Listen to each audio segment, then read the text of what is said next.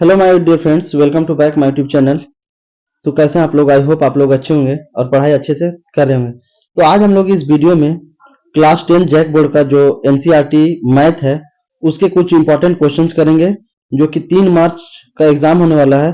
तो लगातार 2 दिन हम लोग ऑब्जेक्टिव प्लस बड़ा क्वेश्चंस का सीरीज करने वाले हैं। तो इस चैनल से जुड़ सकते हैं आप इसका बेनिफिट लेने के लिए। तो इस वीडियो में लगभग 30 और 30 क्वेश्चन के 2 सेट करवाए जाएंगे। लगभग 60 क्वेश्चन इसमें आपको बेहतरीन बेहतरीन ऑब्जेक्टिव क्वेश्चन देखने को मिलेंगे। अगर आप इस वीडियो को लास्ट तक देखते हैं तो डेफिनेटली आप जो है 30 में से 25 स्कोर कर पाएंगे। और आने वाला जो एग्जाम है खोरठा का और हिंदी जन और साइंस जो है उसके भी क्वेश्चंस जो है इंपॉर्टेंट क्वेश्चंस आपको इस चैनल पे देखने को मिल जाएगा। तो चलिए हम लोग स्टार्ट करते हैं और वन बाय वन चीजों को समझते हैं। अगर आप प्रोसेस को समझते हैं तो आप डेफिनेटली जो है ये वीडियो से लगभग 25 से 26 क्वेश्चन आप सॉल्व कर पाएंगे। तो पहला क्वेश्चन क्या है? पहला क्वेश्चन है आपके स्क्रीन में, P x x square minus 27 के शून्यक है। शून्यक पूछा गया है। एक्स स्क्वायर माइनस 27 के शून्यक कितना होगा? तो इसको इस तरीके का क्वेश्चन बनाने के लिए क्या करना है, p x is equal to x square minus 27 दिया हुआ है तो कुछ नहीं करना है, पी एक्स की जगह पे 0 कर देना है और एक्स स्क्वायर माइनस 27 है तो x square is equal to 27 उधर जाएगा, ये स्क्वायर हटेगा तो रूट चढ़ेगा। अब 27 का जो स्क्वायर होगा वर्गमूल होगा वो होगा 3√3। तो यहाँ पे जो x का वैल्यू होगा 3√3। तो शून्यक जो होगा प्लस और माइनस में होगा, दो वैल्यू होगा। शून्यक जो होगा दो वैल्यू होगा प्लस और माइनस। तो इस प्रश्न का जो बिल्कुल राइट आंसर बनेगा वो बनेगा आपका ऑप्शन नंबर बी। याद रखेंगे ऑप्शन नंबर बी। तो शून्यक वाला जब भी क्वेश्चन पूछे तो इस तरीके से आपको बनाना है। अगला प्रश्न क्या है? अगला प्रश्न देख सकते हैं, क्वेश्चन पूछा जा रहा है, यदि किसी बहुपद का ग्राफ एक्स अक्ष को 3 बिंदुओं पर काटती है या प्रतिच्छेद करती है तो इसमें कितने शून्यक होंगे? ये क्वेश्चन जो है बहुत महत्वपूर्ण है। इस तरीके के क्वेश्चन आपको एक क्वेश्चन जरूर देखने को मिलेगा। यही पैटर्न जो है 3 तारीख के मैथ वाले जो एग्जाम होने वाला है जैक बोर्ड 10वीं का, उसमें आपको देखने को मिलेगा। मान के चलिए ग्राफ ये कहना चाह रहा है कि कोई बहुपद है जिसको ग्राफ एक्स अक्ष पे 3 बिंदु पर प्रतिच्छेद करती है। मान के चलिए 3 बिंदु पर क्या करती है? प्रतिच्छेद करती है। तो देखिए कितनी बिंदु पर काट रही है, 1 बिंदु पर, 2 बिंदु पर और ये 3 बिंदु पर। 4 भी हो सकता है, 5 भी हो सकता है। तो पूछा जाएगा तो जितनी जगह पे काटेगा उतनी क्या हो जाएगा? वो शून्यक कहलाएगा। तो यहाँ पे 3 जगह पे काट रहा है तो इसका जो राइट आंसर होगा ऑप्शन नंबर ए 3 है ना। ऑप्शन नंबर ए जो होगा बिल्कुल सही आंसर होगा। अगला प्रश्न क्या है, दो परिमेय संख्याओं के बीच कितनी परिमेय संख्या हो सकती है? तो दो परिमेय संख्याओं के बीच जो है जो परिमेय संख्या हो सकती है वो हो सकती है अनंत। Option number D. याद रखेंगे दो परिमेय संख्याओं के बीच जो है अनंत परिमेय संख्या हो सकती है। आज हम लोग इसको भी कर रहे हैं और कल भी ऑब्जेक्टिव क्वेश्चन लगभग 100 क्वेश्चंस करवाए जाएंगे और शाम के 6-7 बजे जो है आप लोगों को बड़ा क्वेश्चंस का भी सीरीज जो है लाइव करवाया जाएगा। तो उस लाइव सेशन में आप जरूर जुड़े। अगला प्रश्न क्या है, दो क्रमिक सम संख्याओं का एचसीएफ क्या होगा? दो क्रमिक सम संख्या, दो क्रमिक सम संख्या लीजिए 2 और 4। ये क्या है? दो कार्मिक सम संख्या। अब इसका पूछा जा रहा है एचसीएफ क्या होगा? एचसीएफ आप लोगों ने निकालने के लिए सीखा होगा। दो ये कितने से कटेगा? 2 से कटेगा और 1 से कटेगा। 4 की बात करें जाए तो 2 से कटेगा और 1 से कटेगा और ये 4 से कटेगा। तो यहाँ पे और यहाँ पे जो कॉमन होता है उसी को लिया जाता है। तो दो के बदले क्या होगा? 1 2 होगा। तो यहाँ पे जो इसका राइट आंसर होगा, इसका जो सही आंसर होगा ऑप्शन नंबर बी है ना। ऑप्शन नंबर बी सही आंसर होगा। दो कार्मिक सम संख्याओं का जो एचसीएफ होगा वो 2 होगा। अगला प्रश्न क्या है, दो चरों एक्स वाई में रैखिक समीकरण दिया गया है, a x plus b y plus c is equal to 0 के कितने अधिकतम हल संभव है? ये जो समीकरण दिया गया है रैखिक समीकरण, इसके कितने मैक्सिमम हल संभव हो सकते हैं? तो इसके जो होंगे अनगिनत होंगे, इन्फिनाइट। याद रखेंगे option number C. X y में रैखिक समीकरण a x plus b y plus c equal to 0 के कितने हल संभव है? तो इन्फिनाइट, अनगिनत संभव है। अगला प्रश्न क्या है, असंगत असंगत समीकरण युग्म द्वारा निरूपित रेखाएं कैसी होती हैं? प्रतिच्छेदी, समांतर या फिर संपाती? ऑप्शन डी इनमें से कोई नहीं। तो राइट आंसर होगा समांतर। याद रखेंगे, असंगत समीकरण युग्म द्वारा जो निरूपित रेखाएं होती है वो एक दूसरे की समांतर होती है, पैरेलल होती है। अब आइए क्वेश्चन नंबर 7 की बात करते हैं। क्वेश्चन नंबर 7 आपके स्क्रीन में दिख रहा होगा। X square x square x square minus 3x plus 2 का एक मूल है। मूल भी निकालने के लिए आएगा, जरूर आएगा। तो आप लोगों ने मूल निकालने के लिए सीखा होगा, बहुत आसान तरीका है। क्या है, x square minus 3x plus 2 is equal to 0 दिया गया है, ठीक है। तो मूल कैसे निकाला जाता है, इसकी संख्या को और इसकी संख्या को मल्टीप्लाई किया जाता है तो कितना हो जाएगा 2। अब अगर इसका एलसीएम लेंगे तो कितना हो जाएगा 2 इंटू 1। तो ऐसा करना है कि बीच में 3x आए, x square minus 2x minus x करेंगे प्लस 2 करेंगे। उसके बाद यहाँ पे क्या हो जाएगा, x कॉमन लेंगे तो x minus 2 minus 1 x minus 2 is equal to 0। तो x माइनस 1 और x minus 2 is equal to 0 होगा। तो इसके जो दो मूल निकलेंगे, x बराबर 1 और 2। तो देख सकते हैं जो समीकरण दिया गया था x square minus 3x plus 2 equal to 0, इसके कितने मूल है, तो दो मूल है। दो मूल है, 1 और 2। तो इसका जो सही आंसर बनेगा option number C. Option number C, ठीक है, याद रखेंगे ऑप्शन नंबर सी इसका बिल्कुल सही आंसर है। तो इस तरीके का जो है मूल आपको निकालना है।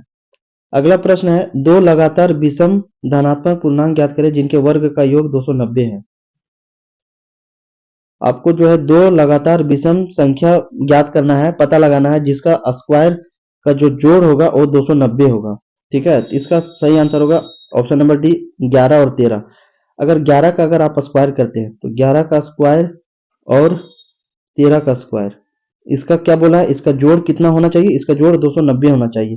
तो देखते 11 11 कितना होगा, घर करेंगे 121 प्लस 13 इंटू 13 169।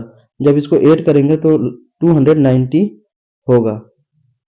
तो इसका जो सही आंसर होगा ऑप्शन नंबर डी 11 और 13। आगे बात करते हैं, अगला प्रश्न क्या है, स्क्रीन में देख सकते हैं। इनमें से कौन एपी समांतर श्रेणी में है? समांतर श्रेणी में जब कोई एपी होता है उसको पता कैसे लगाया जाता है, उसका पता लगाने के लिए जो होता है अगला पद और पिछला पद को घटा दिया जाता है। जैसे मान के चलिए कोई श्रेणी है A1 A2 A3 है, तो ये समांतर श्रेणी में कब होगा, कोई मान के चलिए ये एपी है और हमें पता करना है कि ये समांतर श्रेणी में है कि नहीं। तो इसका जो सिंपल सा तरीका है A2 माइनस A1, इसको जो है इससे घटा देंगे, बराबर करेंगे, फिर इसको जो है इससे घटा देंगे A3 माइनस A2। अगर ये बराबर हो गया दोनों आपस में तो जो एपी दिया होगा वो समांतर श्रेणी में होगा। तो यहाँ पूछ रहा कि कौन सा जो एपी है वो समांतर श्रेणी में है, कौन सा जो है समांतर श्रेणी में है। तो ऑप्शन नंबर सी समांतर श्रेणी में दिया गया है, और ऑप्शन नंबर सी जो है समांतर श्रेणी में है। क्योंकि आगे से पीछे को घटाएंगे तो कितना होगा, -6 माइनस -10, तो -6 प्लस 10 इज इक्वल टू 4 होगा। फिर जब इसको जो है इससे माइनस करेंगे तो कितना होगा, -2 माइनस -6, तो -2 प्लस 6 इज इक्वल टू 4। तो देखिए A2 माइनस A1 कितना आया, 4 आया, फिर A3 माइनस A2 कितना आया, 4 आया, यानी दोनों आपस में क्या है, बराबर है। तो हम कह सकते हैं जो एपी दिया गया वो समांतर श्रेणी में। तो ऑप्शन नंबर सी जो है ये समांतर श्रेणी में दिया गया है। आइए अगला बात करते हैं, अगला प्रश्न क्या है, 1 4 7 और 10 डैश के 18वें पद का मान क्या होगा? 18वें पद का मान पूछा जा रहा है, एपी दिया गया है और 18वें पद का मान पूछा जा रहा है। तो कैसे निकाला जाता है 18वें पद का, आप लोगों ने फॉर्मूला पढ़ा होगा n equal to a plus n minus 1 into d, ठीक है। ये फॉर्मूला बेसिक सा है, आप लोगों को याद होगा, इससे क्वेश्चंस पूछे जाएंगे। तो यहाँ पे 18वें पद पूछा जा रहा है, तो एन की जो संख्या है कितनी है, 18 है। और वहीं पे ए की बात किया जाए तो ए 4 है, माफ करेंगे ए कितना है, ए जो है 1 है, ए जो है 1 है। और डी की बात किया जाए तो डी कैसे निकाला जाता है, अगला से पिछला माइनस किया जाता है। तो 4 माइनस 1 करेंगे, 4 माइनस 1 करेंगे तो डी की जो संख्या निकलेगी 3। अब फॉर्मूला में पुट कर दीजिए तो 18वां पद आपको निकल जाएगा, a 18 is equal to a की वैल्यू कितनी है 1 plus n, n minus 1। n कितनी है 18 - 1 और d कितना है, d है आपका 3। जब इसको कैलकुलेट करेंगे तो कितना हो जाएगा 1 + 18 में जाएगा तो 17 और 17 × 3 = 51। फाइनली जो होगा ए 18 यानी 18वां पद जो होगा 52 के बराबर होगा। तो ऑप्शन नंबर सी जो है इस प्रश्न का बिल्कुल सही आंसर बनेगा, ऑप्शन नंबर सी। अगला प्रश्न क्या है, स्क्रीन में देख सकते हैं। दो समरूप त्रिभुजों का क्षेत्रफल का अनुपात 16:9 है। देखिए दो समरूप त्रिभुज दिए गए हैं और समरूप त्रिभुज किसे कहा जाता है, जिसकी आपस की भुजाएं बराबर होती हैं। तो उनकी संगत भुजाओं का अनुपात क्या होगा। तो दो समरूप त्रिभुज का जो क्षेत्रफल है उसका रेशियो दिया गया है अनुपात 16:9 दिया गया है और पूछा गया है भुजाओं का अनुपात क्या होगा। तो भुजाओं का जो अनुपात होगा वो होगा आपका, कुछ नहीं करना है, 16 का कितना स्क्वायर करेंगे, कौन सा संख्या का स्क्वायर करेंगे कि 16 आएगा। तो 4 का स्क्वायर करेंगे तो 16 आएगा और 3 का स्क्वायर करेंगे तो 9 आएगा। तो जो भुजाओं की जो अनुपात होगा 4:3 होगा, यानी ऑप्शन नंबर सी। तो ऑप्शन नंबर सी जो है इस प्रश्न का बिल्कुल सही आंसर होगा। इस तरीके से जो है क्वेश्चन आपको सॉल्व करने हैं। अगला प्रश्न क्या है, समचतुर्भुज के विकर्ण 6 सेंटीमीटर और 8 सेंटीमीटर दिए गए हैं, तो इसकी प्रत्येक भुजा की लंबाई कितनी होगी। बहुत अच्छा प्रश्न है ये भी। समचतुर्भुज है, उसके जो है दो विकर्ण है, उसकी लंबाई दिया गया है 6 सेंटीमीटर और 8 सेंटीमीटर। तो प्रत्येक भुजा की लंबाई कितनी होगी। तो प्रत्येक भुजा की जो लंबाई होगी वो 5 सेंटीमीटर होगी, ऑप्शन नंबर सी 5 सेंटीमीटर इसका बिल्कुल सही आंसर होगा।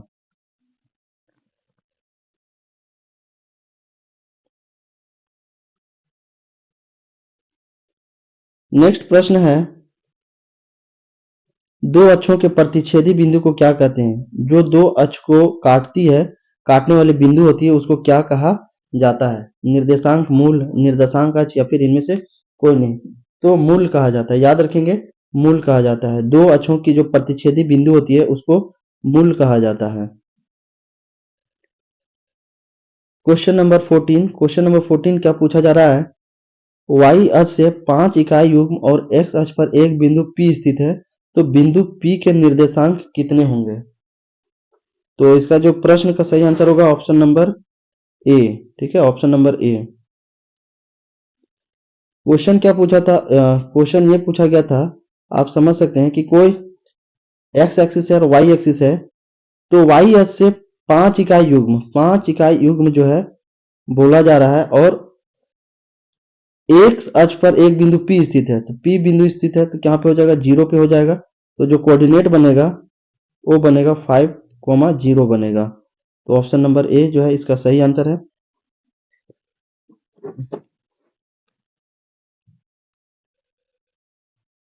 आगे बात करते हैं, देखिए ट्रिगोनोमेट्री से भी क्वेश्चंस जो है जरूर पूछा जाएगा, क्योंकि ट्रिगोनोमेट्री भी अपने आप में बहुत महत्वपूर्ण होता है और एक नंबर में जो है क्वेश्चंस तो पूछा ही जाता है। यदि साइन ए जो है 3/4 है तो कोसेक ए का मान क्या होगा। तो हम लोग पहले साइन ए का फॉर्मूला जानते हैं क्या होता है। तो साइन ए जो होता है कोसेक का उल्टा होता है। साइन ए जो होता है 1/कोसेक ए कर सकते हैं हम लोग, ये फॉर्मूला होता है। तो साइन ए का जो वैल्यू दिया गया है 3/4 दिया गया है, इसको जब हम पलट देंगे तो क्या हो जाएगा, कोसेक ए का वैल्यू निकल जाएगा 4/3। तो इसका जो प्रश्न का आंसर होगा 4/3, यानी ऑप्शन नंबर ए इस प्रश्न का बिल्कुल सही आंसर है। चलिए आगे बात करते हैं। अगला प्रश्न क्या है, sec A plus 10a into 1 minus sine A के बराबर होगा। जब इसको आप सॉल्व करेंगे तो किसके बराबर आपको आंसर मिलेगा। तो ये जो है कोस ए के बराबर होगा, कोस ए के बराबर होगा। याद रखेंगे सेक ए प्लस 10a को जब मल्टीप्लाई करेंगे 1 माइनस साइन ए से तो कोस ए के बराबर होगा।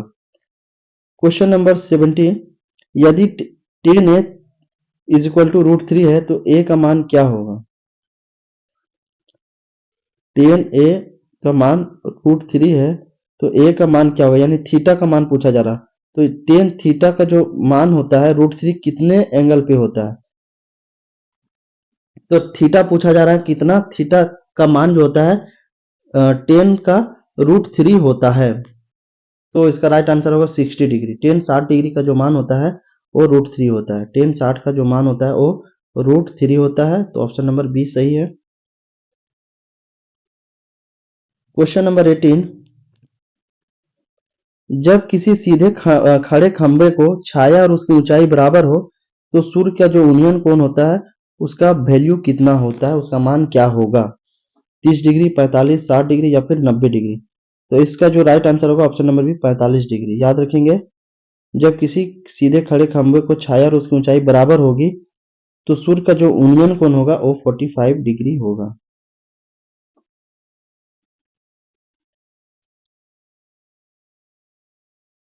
अगला प्रश्न क्या है देख सकते हैं स्क्रीन में।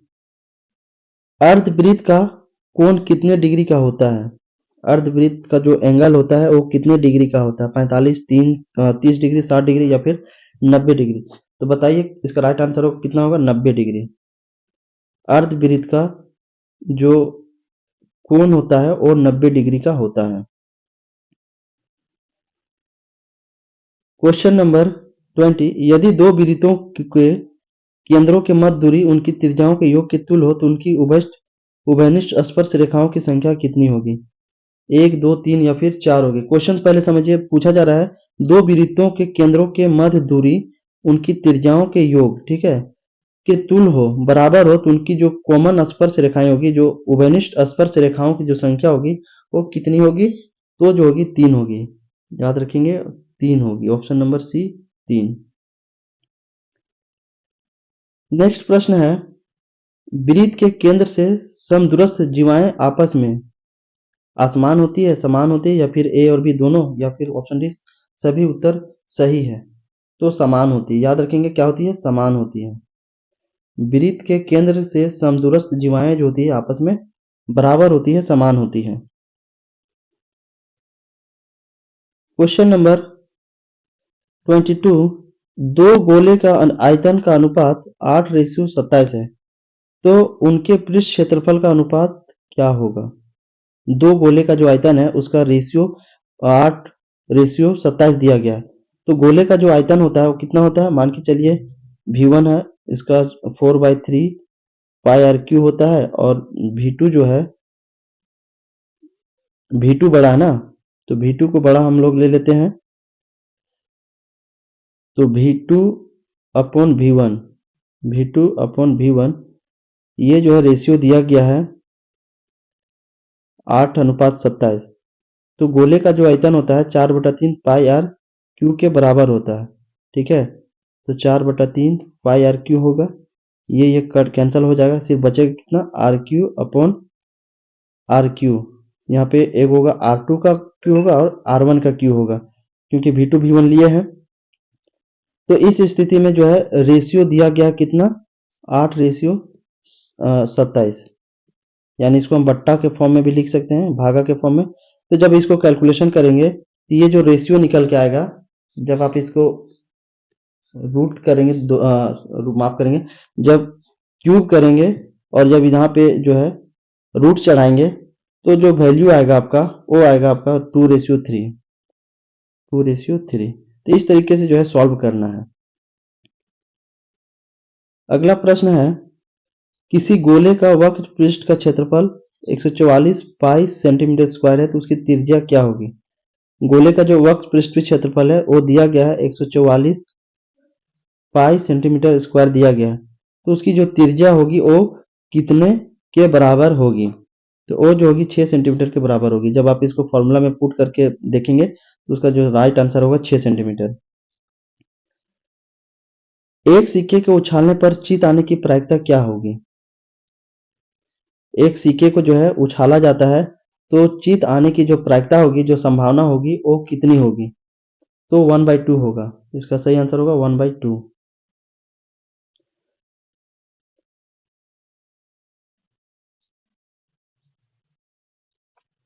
आगे बढ़ते हैं। अगला प्रश्न क्या है, निश्चित घटना की प्रायिकता कितनी होती है? निश्चित घटना की जो प्रायिकता होती है वो कितनी होती है? तो वो जो होती है 1 के बराबर होती है। ऑप्शन नंबर डी सही आंसर होगा।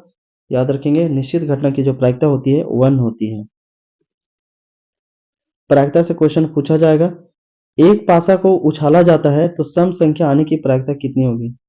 एक जो पासा है उसको उछाला जाता है तो सम संख्या जैसे 2, 4 और 6 आने की जो प्रायिकता होगी वो कितनी होगी? ये क्वेश्चन जो है पूछा जा रहा है। क्योंकि एक पासा में तो सम संख्या यही आ सकते हैं ना, 2 4 6, क्योंकि यही सम संख्या है। बाकी 1 3 और 5 ये तो विषम संख्या है। तो 2 4 6 आने की जो संभावना होगी, संभावना को ही प्रायिकता बोला जाता है। तो 2 4 6 आने की जो संभावना होगी जब एक पासा को उछाला जाएगा तो वो कितनी होगी? तो वो होगा 1/2। ऑप्शन नंबर ए 1/2 के बराबर होगा। क्वेश्चन नंबर 27 है। ये सारे आसान क्वेश्चन है, इसलिए इसमें डिस्कस नहीं कर रहे हैं, क्योंकि अगर सारे क्वेश्चन में डिस्कस करने लगे तो वीडियो का जो लेंथ होगा काफी ज्यादा बड़ा हो जाएगा। अगला प्रश्न है 27। यदि x प्लस 2, 3x और 4x प्लस 1 समांतर श्रेणी में हो तो x का मान क्या होगा? देखिए कोई भी एपी समांतर श्रेणी में क्या होता है, मान के चलिए हम लोग बताए थे A1 A2 और A3। ये दिया हुआ एपी है।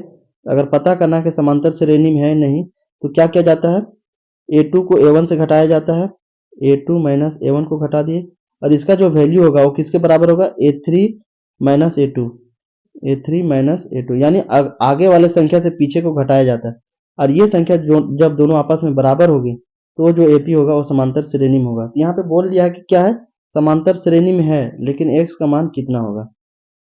तो चलिए इस फॉर्मूला में हम लोग जो है रखते हैं और x का मान निकालते हैं। A2 कितना है? A2 जो है आपका 3x है। A1 कितना है? x प्लस 2 है, बराबर A3 कितना है? 4x है प्लस 1 है, माइनस A2 कितना है? 3x है। तो इसको कैलकुलेशन कीजिए, कितना हो जाएगा? 3x माइनस x माइनस 2 होगा, बराबर 4x में x जाएगा, 4x में 3x जाएगा तो कितना x बचेगा? एक x बचेगा प्लस 1 होगा। ठीक है, अब यहाँ पे देखिए 3x में x जाएगा तो 2x बचेगा, 2x, इस x को इधर लाएंगे तो x हो जाएगा, और इधर 1 और ये 2 को इधर ले जाएंगे तो 2 हो जाएगा, यानी 2x में x जाएगा तो x बचेगा, और ये 2 और 1 3, यानी x की जो संख्या होगी वो 3 होगी।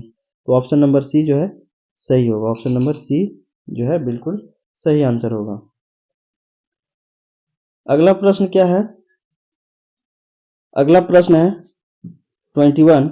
यदि 6, 8, 9, x तथा 13 का मध्य 10 है, इन सारों का जो है मध्य दिया गया 10 है, तो x का वैल्यू कितना होगा? तो हम लोग माध्य का जो फॉर्मूला होता है वो हम लोग जानते हैं कि जितनी संख्या दिया गया उसको जोड़ दो और जितनी संख्या उसे भागा दे दो। तो जोड़िए 6 plus 8 plus 9 plus x plus 13, और कितनी संख्या है? जोड़िए 1 2 3 4 और एक 5, 5 संख्या है, तो 5 से भागा दे दिए। अब बोला गया माध्य की जो वैल्यू है दिया गया कितना? 10 दिया गया। अब इसको जोड़िए, कितनी होगी? 6 8 14, 14 9, 14 9 23, और 23 और 13 36, तो 36 प्लस x होगा, भागा 5। जब क्रॉस मल्टीप्लाई करेंगे तो कितना हो जाएगा? ये जो हो जाएगा 50 बराबर 36 प्लस x। तो x की जो वैल्यू होगी 50 में 36 जब माइनस करेंगे तो वो होगा 14। तो जो मध्य की जो वैल्यू x का जो वैल्यू होगा वो होगा 14, यानी ऑप्शन नंबर सी। अगला प्रश्न है 2 6 4 5 0 2 1, 3, 2 का बहुलक है। तो बहुलक निकालने के लिए जो है सबसे देखना है कि कौन सी संख्या सबसे अधिक बार रिपीट हुआ है। 2 कितनी बार है? एक बार है, 2 बार है और 3 है, 6 नहीं है, यानी 2 जो है अधिक बार रिपीट हुआ, 2 जो है इसमें 3 बार आया है, इसलिए जो है ये बहुलक होगा। जो संख्या जितनी बार आएगा, जो मैक्सिमम जो संख्या रहेगी वही बहुलक होगा। तो इसका सही आंसर होगा ऑप्शन नंबर ए 2। अगला प्रश्न क्या है? 8, 7, 12, 15, 10, 9, 11 की माध्यिका होगी। माध्यिका निकालना है। तो देखिए पहले माध्यिका निकालने के लिए क्या किया जाता है? पहले अरेंज किया जाता है आरोही क्रम में, पहले जो है बढ़ते क्रम में सजाया जाता है। तो जो दिया गया सीरीज है उसको पहले आरोही क्रम में सजाइए, 7 8 9 10 11 11, उसके बाद 15, यही है ना? नहीं 12 भी है ना, माफ करेंगे, 11 12, उसके बाद 15 है।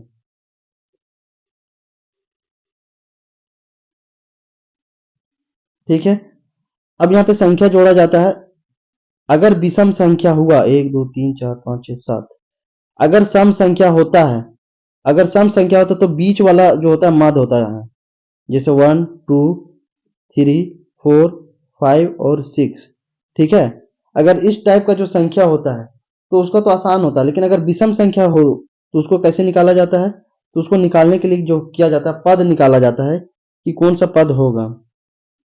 तो माध्यिका का निकालने की फॉर्मूला होता है n+1/2। ठीक है।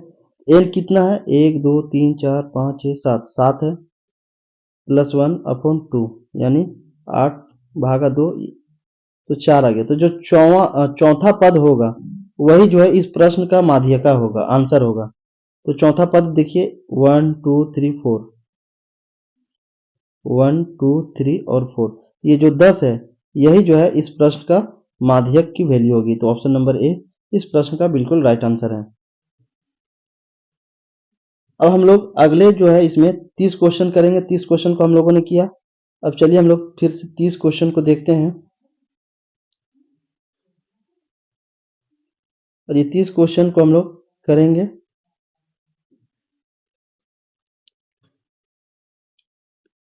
क्वेश्चन क्या है? निम्न में 140 का अभाज्य गुणनखंडों का गुणनफल कौन सा है? तो इसका जो सही आंसर होगा option number B. Option number B. देखिए जब आप इसको गुना करेंगे, 2 दूना 4, 4 पंजे 20 और 20 इंटू 7, 20 इंटू 7 तो कितनी होगी? 140 के बराबर होगा। तो यही जो आंसर होगा option number B right answer होगा।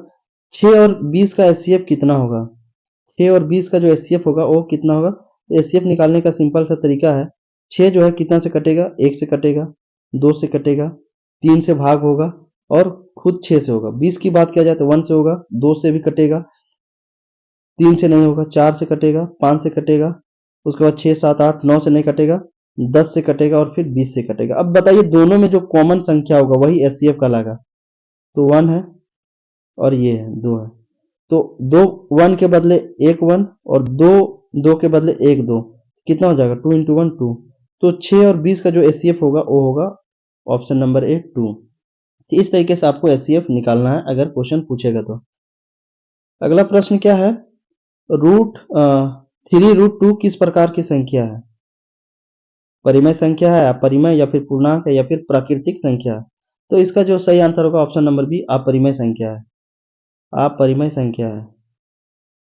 3√2 एक अपरिमेय संख्या है। देखिए इस तरीके के जो क्वेश्चन है, क्वेश्चन नंबर 4, ऐसा क्वेश्चन आपको जरूर देखने को मिलेगा 3 तारीख के एग्जाम में। y=2px का ग्राफ दिया गया है तो बहुपद px के शून्यकों की संख्या क्या होगी?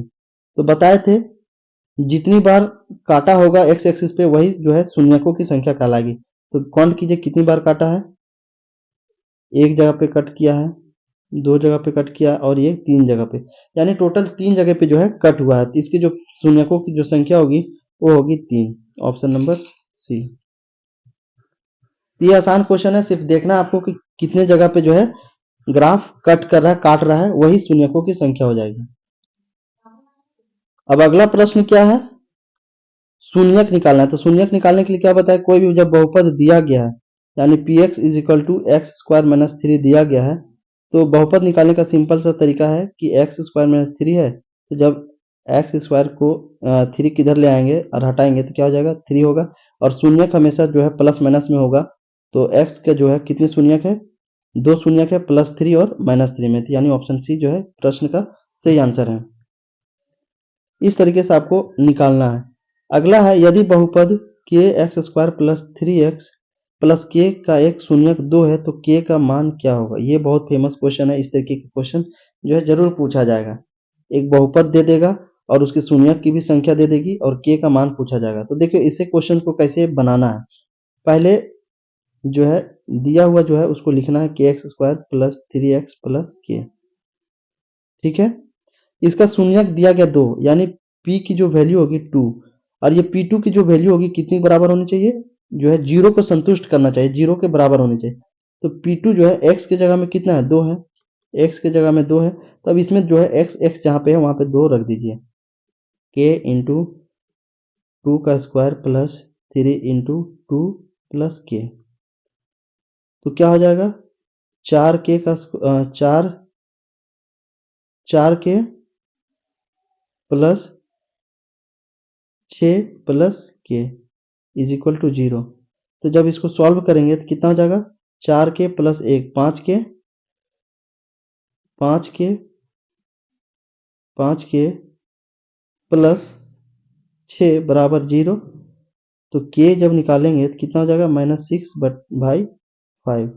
तो जो k की जो संख्या होगी वो -6/5 होगा। तो ऑप्शन नंबर ए सही होगा।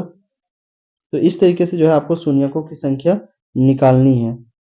अगर शून्य की संख्या दिया होगा तो k का मान पूछ लेगा कि कितना होगा। अगला प्रश्न क्या है, दो रेखिक समीकरणों के आलेख समांतर रेखाएं हैं, तब रेखिक समीकरण युग्म का क्या होगा, कोई हल नहीं है, एक अद्वितीय हल है या फिर अनेक हल है। ऑप्शन डी एक हल है। तो इसका जो होगा कोई हल नहीं होगा, ऑप्शन नंबर ए कोई हल नहीं होगा। दो रेखिक समीकरणों के आलेख समांतर रेखाएं जब होगी तो उस रेखिक समीकरण का जो युग्म होगा उसका कोई भी हल नहीं होगा। क्वेश्चन नंबर 8 क्या पूछा जा रहा है, समीकरण निकाय a1x plus b1y plus c1 equal to 0 तथा a2x plus b2y plus c2 equal to 0 का अद्वितीय हल होगा। तो इसका सही आंसर होगा ऑप्शन नंबर सी, a1 बटे a2 is not equal to b1 by b2। a1 जो होगा, a1 a2 का जो वैल्यू होगा वो b1 और b2 के बराबर की वैल्यू नहीं होगी। तब जाके हम कहेंगे कि जो समीकरण दिया होगा उसका अद्वितीय हल होगा। क्वेश्चन नंबर 9 रेखिक समीकरण 2x plus Y equal to 5 और 3x plus 2y equal to 8 है, तो उसका हल क्या होगा। इस तरीके के जो क्वेश्चन है 3 नंबर के क्वेश्चन में भी जो है पूछा जा सकता है। एक है 2x plus y is equal to 5 होगा और ये है 3x plus 2y equal to 8 है। तो आपको ये क्वेश्चन बनाना है। तो ये क्वेश्चन बनाने के लिए जो है आप ऐसे कर सकते हैं, फिर से देखते हैं, 2x प्लस वाई है इज इक्वल टू 5 है और एक है 3x plus 2y equal to 8 है। तो x का जो है मान निकालना है कि कितना होगा, x और y का वैल्यू कितना होगा। तो जब आप सॉल्व करेंगे दोनों इक्वेशन का तो इसमें जो x और y का जो मान निकलेगा वो निकलेगा आपका x बराबर 2 और y बराबर 1। कैसे सॉल्व किया जाता है आप लोगों ने इसको पढ़ा होगा, यहाँ पे डिस्कस नहीं करेंगे, काफी लंबा प्रोसेस है। इनमें से कौन द्विघात समीकरण है, द्विघात समीकरण किसे कहा जाता है, जो a x square plus b x plus c के फॉर्म में हो। वैसा समीकरण जो a x square plus b x plus c के जैसा होता है वही द्विघात समीकरण कहता है। जिसके एक्स के पावर पे क्या हो, स्क्वायर हो, वो द्विघात समीकरण कहता है। द्विघात, द्वि का मतलब दो और घात का मतलब पावर, जिसके एक्स के पावर 2 होगा वही द्विघात समीकरण कहलाएगा। तो यहाँ पे आपको निकालना है। तो इसका जो सही आंसर होगा ऑप्शन नंबर ए जो है सही आंसर होगा। x माइनस 2 का square plus 1 is equal to 2x minus 3, ये द्विघात समीकरण है। कैसे, आप इसको जब आप सॉल्व करेंगे तो ये द्विघात समीकरण है। कैसे, x माइनस 2 ये जो है a माइनस बी का होल स्क्वायर के फॉर्म में है, a माइनस बी का होल स्क्वायर जैसा है, जहाँ पे a की जो वैल्यू होगी x होगी और b का जो वैल्यू होगा 2 माइनस 2 के बराबर होगा। तो a माइनस बी का जो फॉर्मूला होता है क्या होता है, a square minus 2ab plus b का स्क्वायर। अब इसी में पुट कर दीजिए, a का वैल्यू कितना है, x है, तो x square minus 2 into x into 2 plus b का स्क्वायर, तो बी का स्क्वायर जो होगा माइनस 2 का स्क्वायर होगा और यहाँ पे प्लस 1 है तो plus 1 is equal to 2x minus 3।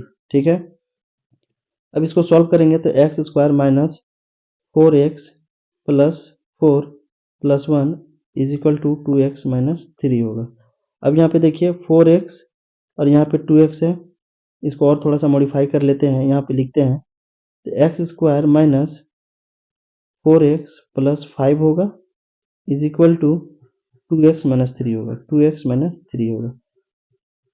तो 4x इधर है और इधर 2x है, तो इधर 2x को लाएंगे तो कितना बचेगा, एक्स स्क्वायर माइनस 6x हो जाएगा और इस 5 को उधर ले जाएंगे तो कितना हो जाएगा, -3 माइनस 5 हो जाएगा।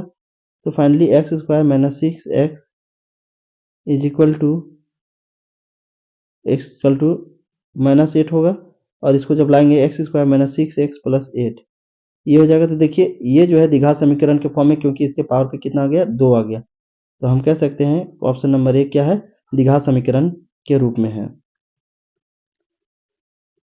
अगला प्रश्न क्या है, a x square plus b x plus c equal to 0 के दो भिन्न वास्तविक मूल होंगे यदि बी स्क्वायर माइनस 4ac का जो वैल्यू है 0 से कम होगा या फिर 0 के बराबर होगा, या फिर बी स्क्वायर माइनस 4, इसको जो है डी बोला जाता है, विविधकर बोला जाता है। अगर जो है पूछा जा रहा है x square plus b x plus c equal to 0 जो है उसके दो भिन्न वास्तविक मूल होंगे, अगर विविधकर का जो वैल्यू होगा डी का वैल्यू 0 से कम होगा या 0 के बराबर होगा या फिर 0 से बड़ा होगा, ऑप्शन डी इनमें से कोई नहीं। तो इसका जो सही आंसर होगा, जब विविधकर का जो वैल्यू 0 से बड़ा होता है, डी का जो वैल्यू होता है जब 0 से बड़ा होता है, तभी जाकर के जो है उसके वास्तविक मूल निकलते हैं।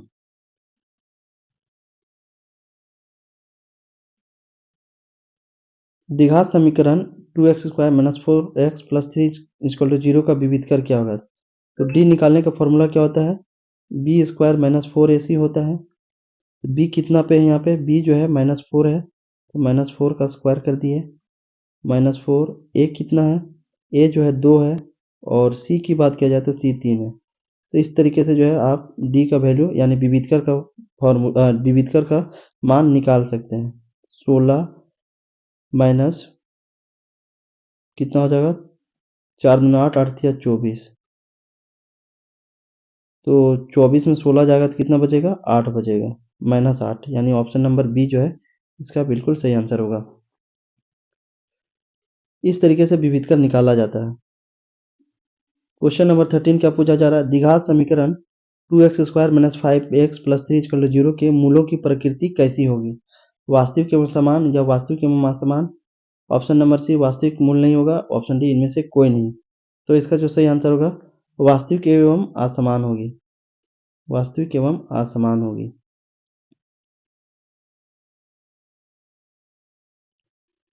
2x स्क्वायर प्लस के एक्स प्लस 3 इक्वल टू 0 का मूल समान हो तो k का मान क्या होगा, बताए थे k का मान किस तरीके से निकालना है पिछले वाले क्वेश्चन में, तो ठीक उसी तरीके से जो है प्रोसेस को फॉलो करते हुए जो है आपको k का वैल्यू निकालना है।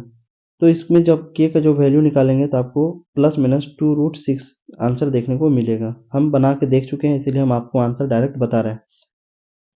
क्वेश्चन क्या है, समांतर से रेडी AP 3 1 -1 -3 का सार्वंतर क्या होगा, डी। तो सार्वंतर कैसे निकाला जाता है, अगला पद को पिछला पद से घटाया जाता है, a2 - a1। यहाँ पे a2 कितना है, 1 है, और a1 कितना है, 3 है, तो घटा दीजिए, सार्वंतर निकल जाएगा -2। इसका जो सही आंसर होगा ऑप्शन नंबर बी। AP जो दिया गया है 10,7,4 डैश का 30वां पद कितना होगा, 30वां पद है कितना है, ये फॉर्मूला निकालने के लिए बोला जा रहा है। तो 30वां पद निकालने के लिए हम लोगों ने जो है एक फॉर्मूला पढ़ा होगा, an equal to a plus n minus 1 into d. N पूछा जा रहा है 30वां पद, तो 30 दे दिए, एन ए 30, ए कितना है 10 है, प्लस एन की संख्या कितनी है 30 है, 30 माइनस 1, और डी, डी कैसे निकाला जाता है, डी जो होता है आगे से पीछे घटाकर निकाला जाता है, 7 में 10 माइनस करेंगे तो कितना बचेगा -3, यहाँ पे लिख दीजिए -3। तो जो वैल्यू आएगा 10 प्लस 29 माइनस 3, 29 इंटू -3, जब इसको आप कैलकुलेट करेंगे तो आपको यह 30वां पद आपको देखने को मिल जाएगा। तो इसका जो सही आंसर होगा आपका -17। ठीक है। सभी वर्ग क्या होते हैं, तो सभी स्क्वायर जो होते हैं आपस में समरूप होते हैं, समरूप होते हैं, सभी वर्ग क्या होते हैं आपस में समरूप होते हैं। क्वेश्चन नंबर 18,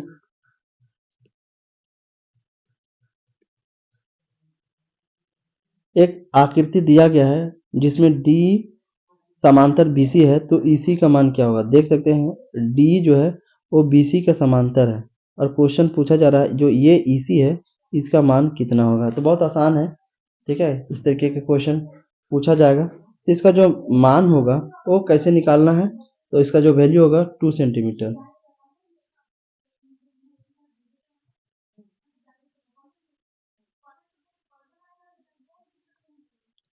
निम्न त्रिभुजों के समरूपता कसौटी क्या होगा? कोई भी त्रिभुज आपस में जो है समरूप होते हैं उसके कंडीशन क्या है? या तो फिर भुजा बराबर होनी चाहिए, फिर एंगल बराबर होनी चाहिए। यहाँ पे देखिए त्रिभुज जो 1 दिया गया है और त्रिभुज 2 जो है, इसमें यहाँ पे भी 60 है, यहाँ पे भी 60 एंगल है, यहाँ पे भी 80 है, तो यहाँ पे भी जो है 80 है, यहाँ पे 40 है, तो यहाँ पे भी 40 है, यानी तीनों कोण क्या है आपस में बराबर है। दोनों त्रिभुज के जो कोण है आपस में बराबर है, तो ऑप्शन नंबर बी जो है इसका सही आंसर होगा। अब बात करते हैं हम लोग अगले प्रश्न का, क्वेश्चन नंबर 20। बिंदु ए कोमा 2 3 और बिंदु बी जिसमें 4 1 दिया गया, इसके बीच की दूरी निकालना। ये दूरी से एक क्वेश्चन जो है आपको देखने को जरूर मिलेगा। ए है और बी है, जिसमें 2 3 दिया गया है और एक 4 1 दिया गया है। तो दूरी का फॉर्मूला लगाना है। दूरी का फॉर्मूला क्या होता है? A b is equal to x2 minus a1 x2 minus x1 का whole square plus y2 minus y1 का होल स्क्वायर। इसको फिर फाइनली रूट चढ़ा देना। तो x2 माइनस x1, x2 कितना है? x2 4 है और x1 2 है, तो फाइनली कितना हो जाएगा? 4 में 2 जाएगा तो 2 का स्क्वायर हो जाएगा, plus y2 minus y1, y2 कितना 1 है और y1 3 है, तो माइनस करेंगे तो कितना बचेगा? -2 बचेगा, तो -2 का स्क्वायर करेंगे। फिर इसको जब चढ़ाएंगे स्क्वायर तो कितना हो जाएगा? 4 प्लस 4, यानी टोटल √8 आएगा। √8 ए बी का जो दूरी होगा वो √8 आएगा। इसको अगर आप तोड़ के और लिखेंगे तो क्या लिख सकते हैं? 2√2। तो ए बी के जो यूनिट ए बी की जो दूरी होगी 2√2 यूनिट होगी। अगला प्रश्न क्या है? बिंदु 1, 2 और बिंदु 3, 4 को मिलाने वाले रेखाखंड का मध्य बिंदु क्या होगा? तो मध्य बिंदु निकालने का फॉर्मूला क्या होता है? x1 प्लस x2/2 और y1 प्लस y2/2। ठीक है, x1 कितना है और x2 कितना है? ये हो गया आपका x1, ये हो गया आपका x2, ये हो गया आपका y1 और ये हो गया आपका y2। तो x1 x2 कितना होगा? 3 और 1 4, 4/2 और 4 प्लस 2 6, 6/2। तो 2, ये 2 बार में कटेगा, ये 3 बार में कटेगा, तो कितने निकलेगा? जो मध्य बिंदु होगा 2, 3 होगा, यानी ऑप्शन नंबर बी।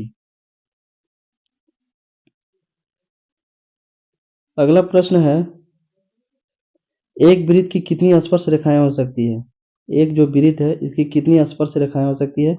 तो इन्फिनाइट हो सकती है, कितनों भी जो है इसकी स्पर्श रेखाएं हो सकती है। तो लिख सकते हैं इसका आंसर क्या होगा? अनेक। एक वृत्त की जो स्पर्श रेखाएं होती है वो अनेक होती हैं।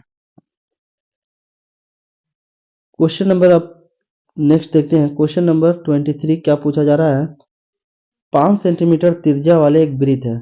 चलिए तो हम लोग एक 5 सेंटीमीटर त्रिज्या वाले एक वृत्त बनाते हैं।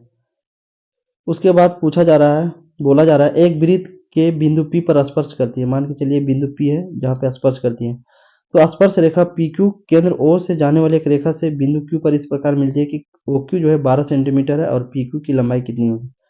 मान के चलिए ये जो केंद्र है O है और इसकी जो त्रिज्या है 5 सेंटीमीटर दिया गया है और P से टच करती है एक कौन से बिंदु पे? Q बिंदु पे। और ये O से Q की जो बिंदु है इसकी जो दूरी दी गई है वो दिया गया है, वो 12 सेंटीमीटर दिया गया है। तो आपको जो है ये लंबाई पूछी गई है, PQ की लंबाई कितनी होगी? तो जहाँ पे टच करता है कोई भी रेखा वो कितना डिग्री का होता है? 90 डिग्री एंगल बनाती है। 90 डिग्री एंगल बनाती है। 90 डिग्री एंगल बनाती है।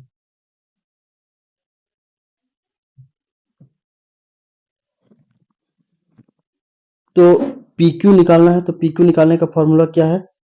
सिंपल सा तरीका है PQ का। ये क्या हो गया? H हो गया, ये H हो गया, ये P हो गया और ये B हो गया। तो पाइथागोरस थ्योरम हम लोग जानते हैं कि हाइपोटेनस इज इक्वल टू जो होता है पी स्क्वायर प्लस बी का स्क्वायर होता है। तो हाइपोटेनस कितना दिया गया है? हाइपोटेनस जो है आपका 12 दिया गया है, तो 12 का स्क्वायर पी परपेंडिकुलर, परपेंडिकुलर का वैल्यू निकालना है यानी पी रहते हैं, और बेस दिया गया है कितना? 5, तो 5 का स्क्वायर करेंगे कितना हो जाएगा? 12 12 144 हो जाएगा, बराबर पी का square plus 25। P square is equal to 144 minus 25, तो जो p square is equal to आएगा आपका पी स्क्वायर बराबर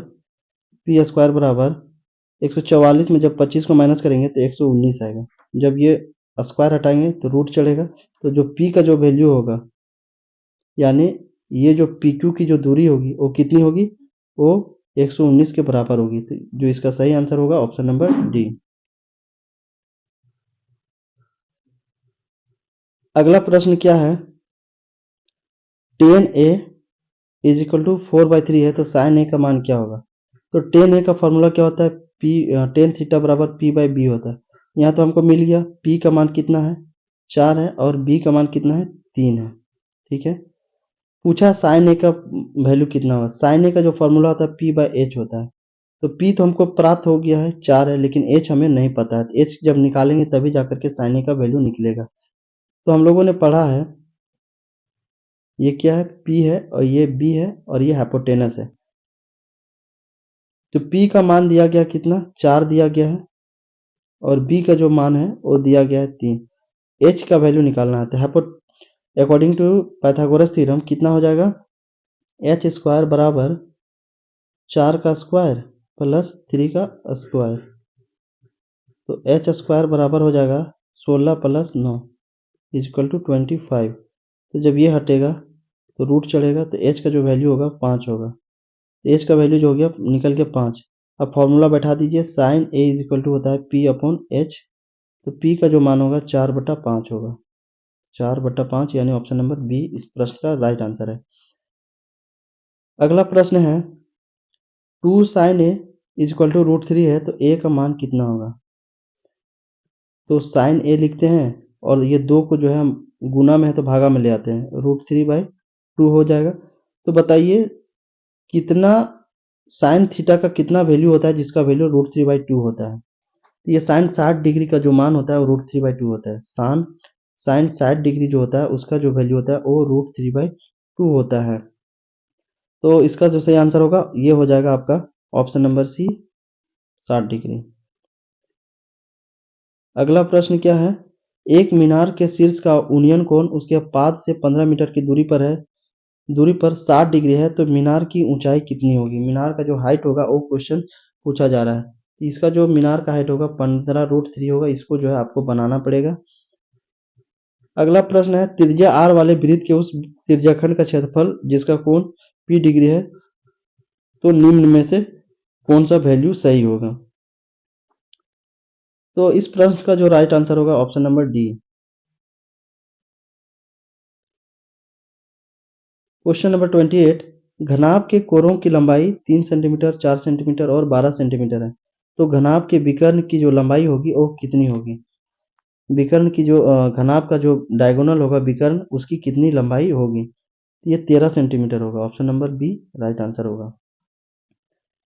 प्रथम 3 लगातार प्राकृतिक संख्याओं का मध्य क्या होगा। प्रथम 3 लगातार प्राकृतिक संख्याओं का जो मध्य होगा क्या होगा। तो हम लोग पहले 3 लगातार प्राकृतिक संख्या लिखते हैं, 1, 2 और ये 3। ये क्या है, लगातार 3 प्राकृतिक संख्या। अब इसका माध्य पूछा है, तो माध्य का हम लोग फॉर्मूला जानते हैं कि जो संख्या दिया गया हो उसको जोड़ दो और जितनी संख्या उसे डिवाइड कर दो। 1 + 2 + 3 और टोटल संख्या कितनी है 1 2 3 3 है। तो जब इसको डिवाइड करेंगे तो कितना होगा 6/3, यानी 2 बार में कट जाएगा। इसका जो वैल्यू होगा 2, यानी ऑप्शन नंबर B2। प्रथम 3 लगातार प्राकृतिक संख्याओं का जो माध्य होगा उसका मान 2 होगा।